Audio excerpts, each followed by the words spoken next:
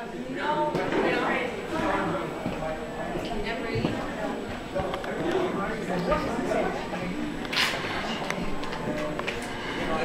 this year for several years, and I know Vivian, who's really a well-connected painter, and the other woman there is a pain in the ass, the older one.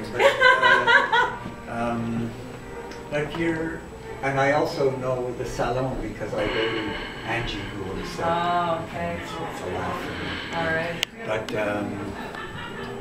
and I never knew where she fit in. So when she says, I've seen you come to the salon. Yeah. And she's doing what she wants.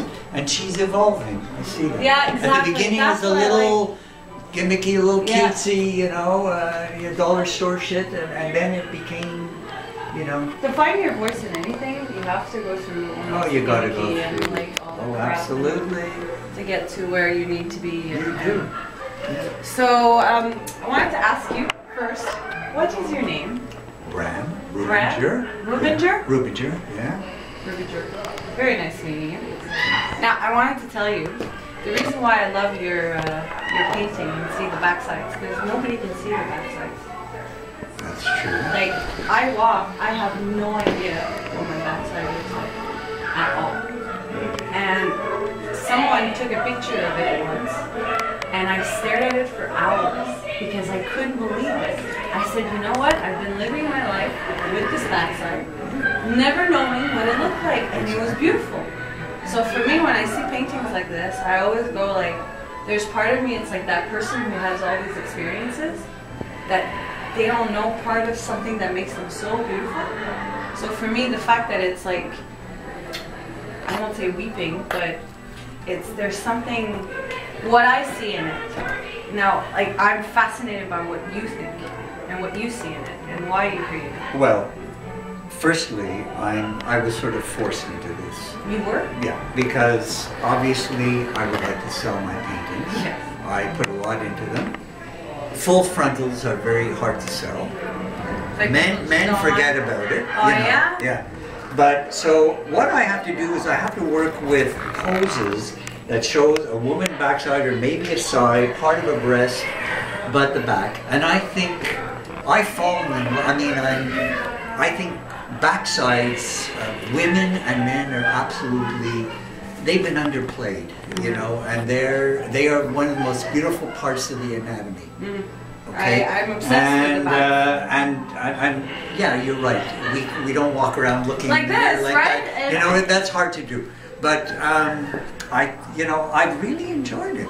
And I like giving them a kind of almost a muscular feeling, so you feel that the flesh is firm and it really defines the shape of the buttocks, and it's and I hope this is not too risque. Yeah, really, nothing you say, nothing is censored on this show. I think the nicest part of the backside is this spot right here.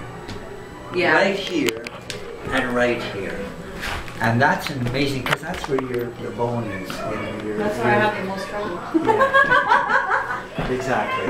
And that's what it's all about. It's crazy. When did you know you wanted to paint? Well, I ever since I could write, I used to draw all my exercise books, my books at school when I was a kid, they were all full of drawings. I was a kid who made posters for the dance at school and stuff like that. Do you still have those posters? Did you keep any of them?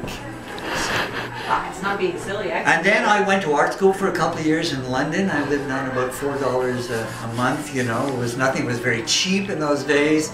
And I came home and, you know, you get married and you try to start a business. So you're not sitting around painting anymore. You got to feed mouths and educate kids and things like that. However, I'm semi-retired now, and so I had the studio for quite a while. And it's beautiful. Seriously. And it's a great studio. I love it. I was down the hall before. And I'm still doing some consulting on the side, so it really works for me that I spend as much time as I can here. Some days I get very frustrated because I've set the bar pretty high for myself. So, you know, underneath here could be 2 other paintings. I feel like an archaeologist, you know, that one day somebody's going to scrape away the first layer and say, oh, that's the Babylonian period, you know, and then they're going to scrape it more and that's the Christian era, you know, and all these, the archaeologists do that with pottery and with, you know. archaeological site. You mentioned before when we were talking without the camera, how the whole weeping thing, how you thought it was gimmicky, but then you realized that not a lot of people actually doing it, so it's not gimmicky because it's actually hard to do.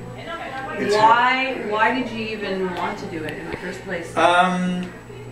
I want to prove to myself that it wasn't gimmicky. I would see these things in art magazines, and I'd see that and I'd say, this is what's going on this year. This is the in color. This, weeping is the new black. But it's not. It's not, and it's hard to do effectively, and you have to be really discriminating about how you do it and what you choose. So. Unfortunately, the painting that's out in the hallway is a very good illustration. No, we shot it at the beginning. Yeah, so you have to choose what, I don't call it weeping. Yeah. That was my term. It could be drips, it could be dripping, yes. Whatever. And you have to choose what you can do it in layers, i.e., you can have layers, colors, going into, a gray over a pink here. These are very monochromatic, in other words, very limited color where you play with black and maybe a green in there or a very faint brown or black.